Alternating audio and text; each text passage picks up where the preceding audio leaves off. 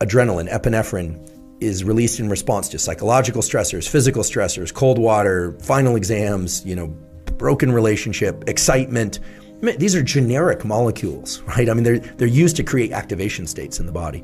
Dopamine is the molecule of motivation, pursuit, and desire. One of the areas that I have real concern about, just because I hear about it so often, and it wasn't an issue when I was growing up, is a lot of young guys in particular approach me because they're, based on the questions I'm getting, they're watching a lot of really intense pornography. What is pornography doing to the brain?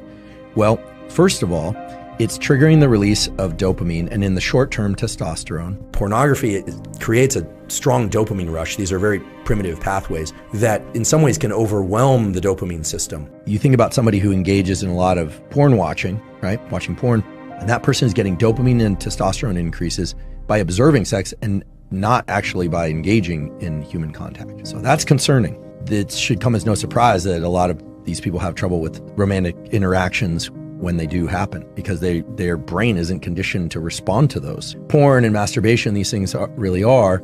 I'm not calling them sinful. What I'm saying is they are potentially addictive, especially with the availability of pornography. Masturbation and pornography are potently tapping into the dopamine system and can undermine the very processes of what I consider healthy processes of finding a mate, dating, communication. Dopamine goes up during pursuit, anticipation, then peaks and then crashes below baseline. I personally think that porn and the availability of porn is a real detriment to the developing brain. The brain is a learning prediction machine. If your brain learns to be aroused by watching other people have sex, it is not necessarily going to carry over to the ability to get aroused when you're one-on-one with somebody else. Also, dopamine seeking is what triggers the increase in testosterone. But as we just talked about it, with repeated dopamine seeking or triggering of dopamine release, it starts getting diminished.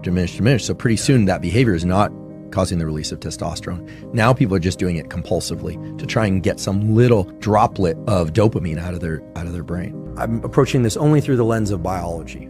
I'm not saying pornography as a stimulus is bad or good. What I'm saying is in its availability and its extreme forms, it's a very potent stimulus, and very potent stimuli of any kind, extremely palatable food, extreme pornography, extreme experiences like bungee cord jumping, those set a threshold for dopamine release. The higher the dopamine peak, the bigger the drop afterwards. And it's not that you drop to baseline, you drop below baseline. When people are pursuing dopamine peaks over and over and over and they aren't getting them, typically it's because they've been pursuing that activity far too often.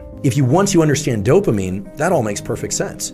They're getting this enormous dopamine release from something that is external to them, and real life, may not mimic the intensity of the combination of variables, right? Mm-hmm. All the things that we're talking about with pornography could be superimposed onto food or could be superimposed onto real sex, right? The cycling back and forth between dopamine and low dopamine states, these are natural rhythms that exist in the nervous system. We have to remember what the dopaminergic system is there for. The way to think about dopamine is that it is a non-infinite yet renewable resource. But we know as a generic form of motivation and pursuit, you can imagine the human or the animal that's hungry. It needs energy to go pursue the thing. So the idea that you have to eat in order to get energy, that's true, but you need energy in order to get the thing to eat. You're pursuing something, and then either by smell or by sight, you think you're on the right track. So you go down that track, and then there it is. You get some berries, or you get, let's get prehistoric about this, or you get to kill the prey and eat it, and then it gives you energy to continue this pursuit. Just like the stress system is generic, the fear system is generic. It's designed for a bunch of different scenarios.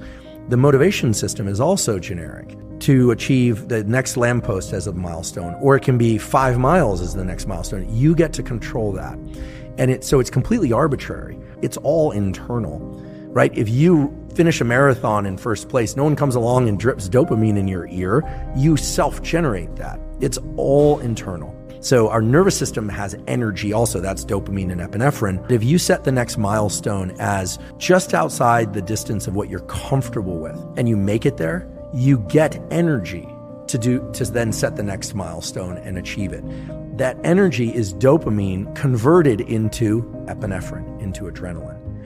That kind of ability where you hear about people walking on stubs to, these incredible feats of human endurance and willingness to persist.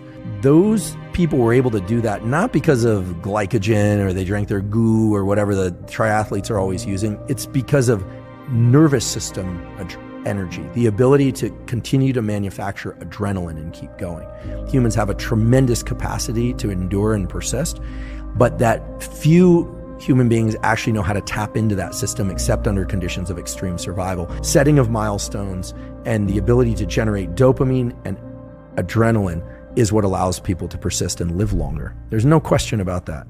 Beware, just everyone's different, and people have to be careful about these circuitries. You really need to protect them. They are super valuable.